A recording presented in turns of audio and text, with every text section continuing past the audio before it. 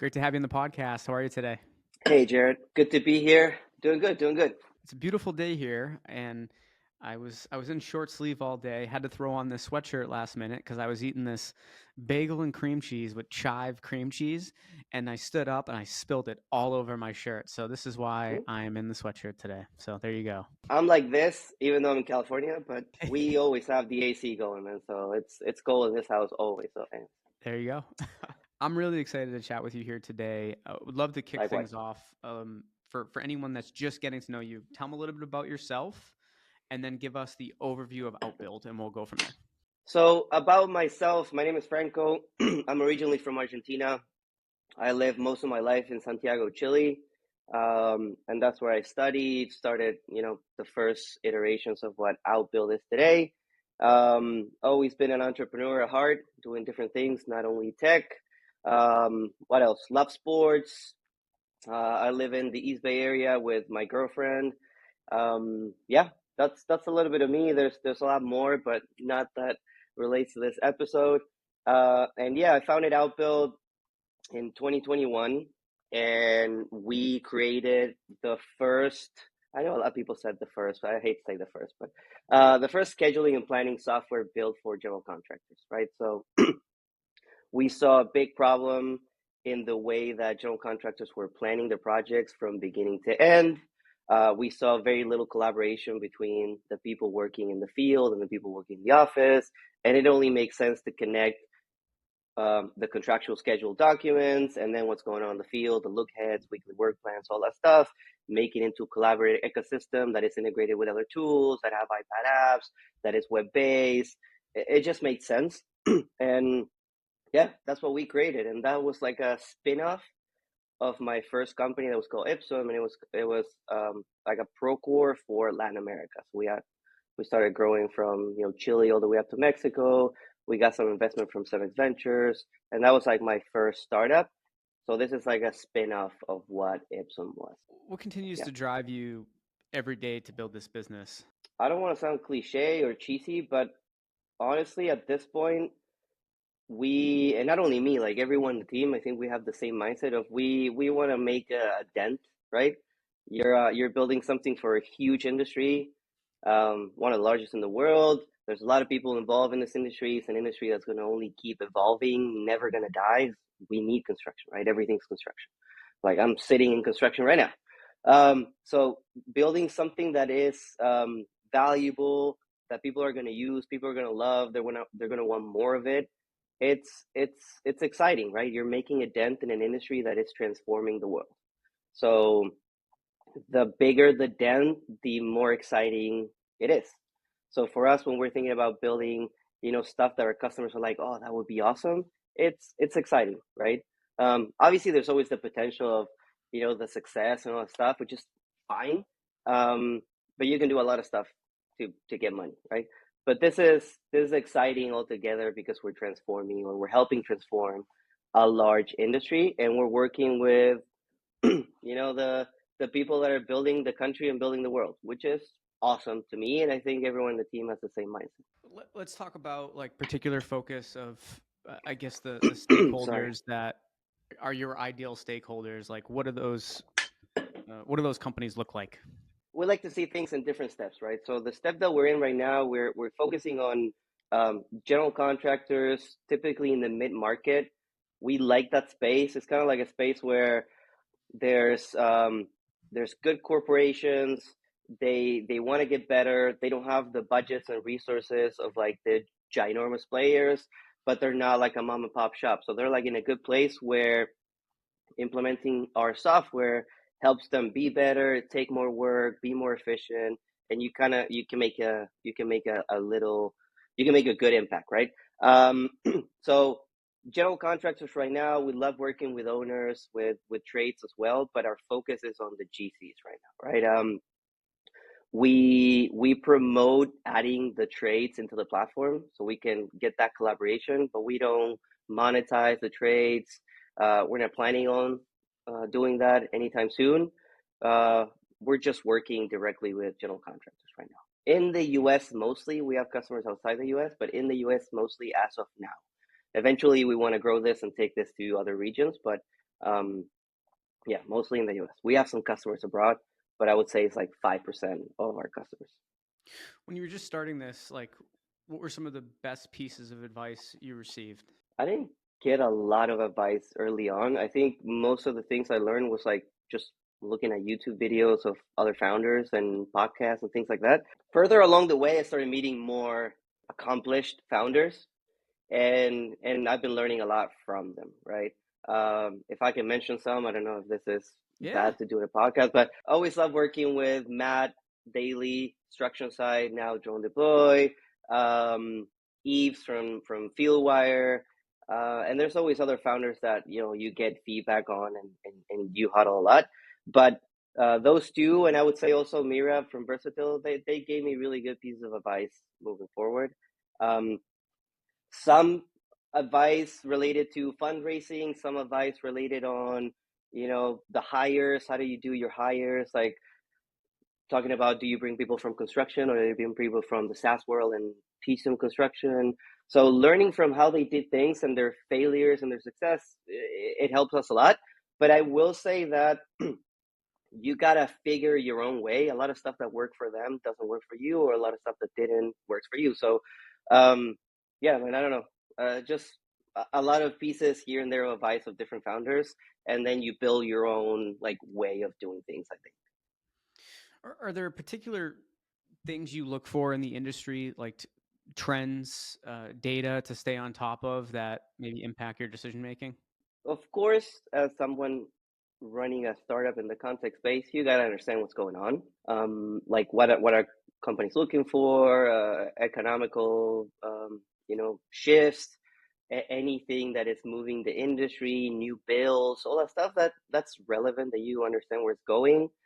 I would say it also like M&As and stuff happening in the big players, the Autodesk, the Procore, the Oracle. That's always good to know as a founder. I think you have to. The more you change your strategy based on that, the less focus you have, in my opinion. And nothing is gonna kill your startup or make your startup like in 1 year or two, right? AI is happening, that's great, but it's not like, oh, if you don't do something about it like in the next year, you're done. So I still believe focus on what we're doing. That's not going to change in the next 2 3 years, and just never lose that focus. It's always good to understand what's going on, your competitors, new stuff happening, but I think it's better to just focus on what you're doing and do it like the best you can, and stand out from other companies, um, to stay relevant, right? I would tell you this. I love AI and what it's bringing to the table, and the potential. I think it's great, but I'm not the type of founder that's like, oh yeah, we're like top AI. We're doing like the latest stuff in our lab, and we're producing like super cool like Stanford PhD stuff. Like we're not that type of startup. We're more like the industry is already 5 years behind. Why don't we build something that the majority of the bell curve can implement today? Right? It's exciting to build super cool, fancy stuff, but if my customers can't implement that today, I don't see the big value, right? I do see the value of exploring, like trying out things here and there, and then like implementing them step by step. But the majority of what we're doing today is just better stuff, like better functionalities, easier to use, down to earth, that anyone in any job site across the country in any position can be like, oh yeah, I know how to do this. Like, let's start implementing this. And they don't need to have like special data or someone in the data team or in the construction tech team. No, my customers are not those type of customers as of now, right? Eventually they will. I like this is the thing a lot of startups struggle with. They always try to build the shiny thing versus what do people actually want and need now. And I think you have such a We've great all done it. approach to, yeah, such a great We've approach all to done it. like you still have to keep that in mind, and what does that end up looking like, right? The shiny thing. But at the end of the day, if people aren't fully asking for it or predicting that that's the next thing that they're going to need, it could be a waste, right, to focus time on Yep, building those pieces. exactly. We've all done it. Listen, I'll tell you a little story. Like in 2017, I was in South America. ConTech at that point barely existed in South America. I think we were the first ConTech startup in all of South America. And we build the 4D integration that you can connect your schedule with a BIM model in like 2 steps. No one used it. Everyone was like, oh shit, that's great. Like, that's super cool. Like, no other startup was doing that. We built that and no one used it. Because it was like, yeah, everyone was talking about BIM and all that stuff, but no one was actually using BIM in a way that this integration makes sense and added value for them at that point. So it's like today building like the fanciest LLM, super cool, but then I go to a contractor in whatever, Michigan, and I'm like, okay, we have this like algorithm, it's going to help you do this, this, and that. Let's bring your data in. And they're like, what data? Like, dude, we have Excel sheets. And some of my projects don't even use Excel sheets. They use like whiteboards or stickies. Some of them use other tools. Some of them are more advanced, but that's like a PM stuff. And then you have a mix of things. How am I going to implement that? It's not going to have value. So you got to be practical too, man. I love new technology. I've always been techie, but you got to be practical too. And after being a founder for a while, you understand like the practical stuff, the simplest to implement, the best value right now is what ultimately wins, right? Look at the startups that have done something magnificent in the past 10 years in our industry. It hasn't been super fancy stuff. It's been valuable, easy to implement, and fast movers, very fast executioners or executors. I'm not going to mention startups, but you know the ones I'm talking about. You can count them with your hands, dude. The ones that have been really, really successful. That's my take now. It might change. So hopefully this doesn't come and bite me in the ass in the future. But Yeah. Let's flip kind of the question I asked you earlier in terms of what advice have people give you. What advice would you give to early stage like construction tech founders just starting? yeah. Um, oof. I have a ton, but let me switch gears here. I would say one, do a proper market research, like what's out there. I see a lot of founders just dive into something and it's like, dude, there's other 10 startups doing that. Like, what are you bringing to the table?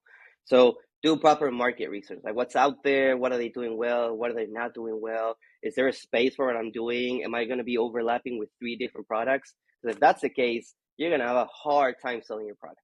So that's one, proper market research. Two, try to add value from day one. Like, there's different types of founders and startups, right? Some go on stealth, they build a product for years and they come out and they have something awesome. That's one way. If you can do that, sure. Most of us don't have that opportunity because we need to make money. So I would say start adding value from day one.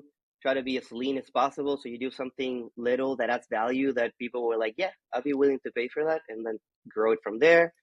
Um, I would say look at things in steps. Stop getting distracted by what you see on LinkedIn. We've all been there. I did this many, many times. But you go on LinkedIn, it's like, oh, this guy's racing 10, this guy's racing 20. Holy shit, money's up for grabs. And it's like, that will distract you to do what you need to do to get, your customers excited and to build a great product for the industry. So just look at things in steps. This is my step. I'm not going to get out of here. This is my next goal. Once I get there, I'm going to look at the other step and so on. Don't get distracted. Focus on one thing at a time. Do that really, really well. Ultimately, that pays off. It's like a horse race, right? You're racing and you see someone else like, oh shit, they're beating me. But then the horse is like, well, I'm gonna keep doing my thing, and eventually you see that horse passing the other one. Like, it's not a competition. You're in your own lane. Just focus on what you're doing, but knowing that you're doing something valuable, right? Don't focus on what you're doing if you're doing a shitty product, of course. So proper market research, understanding the industry, knowing what adds value, talking to a shit ton of customers, and then step by step into a strategy that makes sense, and don't get distracted by what the others are doing. That's my advice. I'll add kind of on the fundraising end, like you said, I see a lot of companies that do strictly what their investors want. Like the number one opinion you should care about is your customers. If your customers are raving about what you're doing, even if the investors are not investing at the moment, they will follow suit because you're going to build a way Yeah, better product that people want. Um, yeah, but yeah, that's a great piece. That's a great piece. And I would add another caveat to that. Don't change who you are as a founder or the values that you set up for yourself and your company for what investors are looking for. Obviously, I'm not going to name cases, but there's been examples of startups that they stop being who they are. They start lying or tricking or doing a little bit of things here and there to make the investors happy or to close a round or whatever, and that's not going to work well for you, dude. So just keep being yourself. If investors don't like who you are, just keep being yourself. Eventually, you'll find people that are more aligned with your values. It's going to work. It happened to me. Made a ton of investors, and I'm like, this is who I am. I'm transparent. I'm going to tell you the good, the bad, and the ugly. This is what's working. This is what's not working. Like, we're sucking at this. And on a pitch to an investor, like, oh, they only want to hear, like, we're crushing it. AI, fucking great. Everything's great, right? But even in the first meeting, I'm like, yeah, like, that's not going great. And a lot of investors are not going to be excited, but I'm not going to lie on my first, like, meeting with an investor so they can get excited. You know what I'm saying?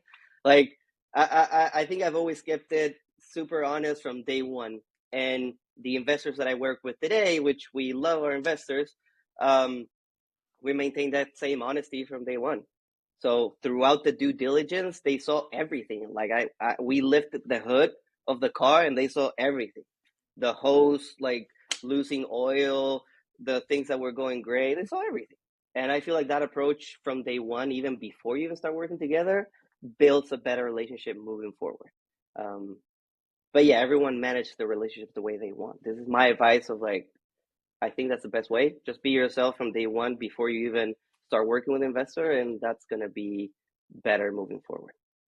Continuing kind of on that point, I know Yeah. you raised a Series A towards the end of last year, right around November-ish, December. Mm-hmm.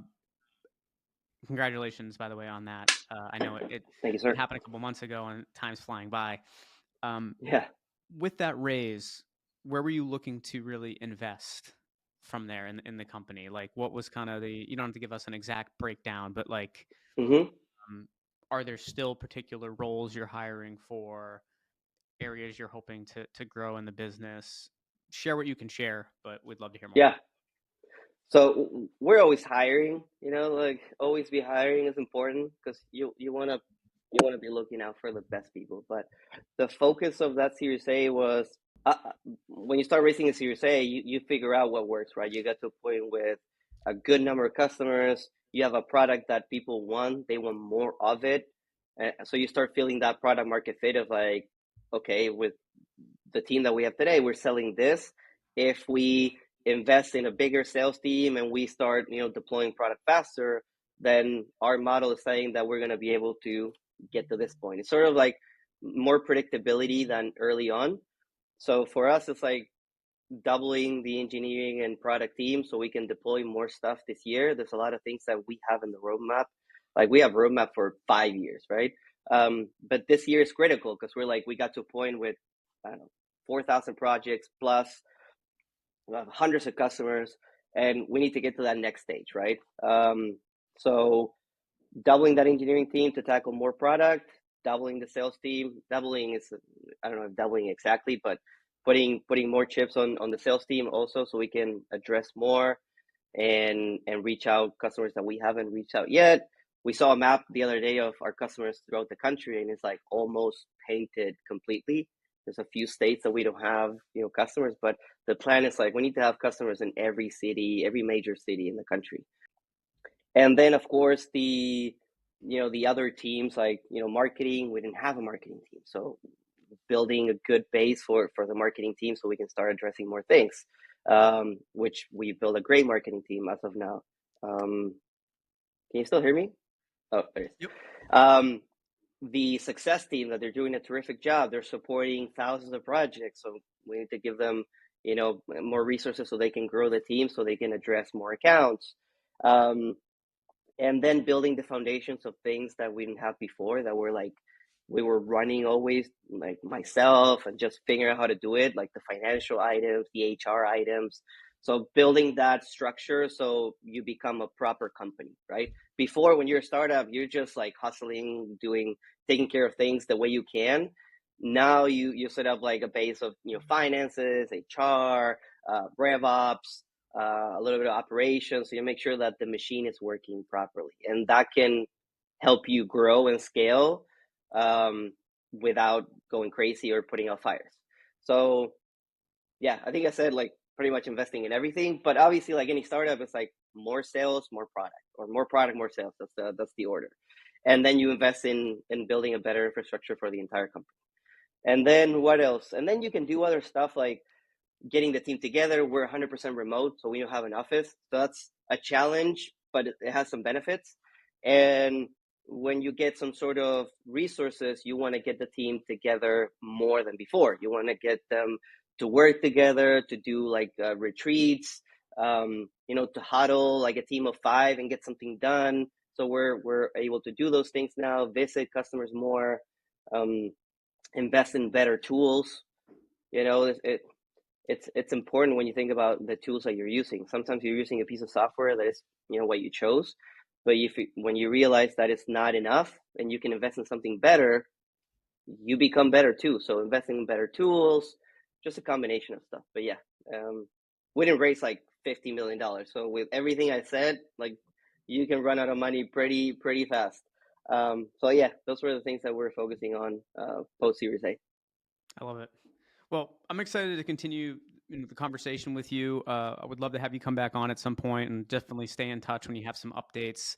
Happy We'll to, be man. happy to share that. But thanks so much for joining us here today. Happy to. Thanks, Jared. Appreciate the time, man.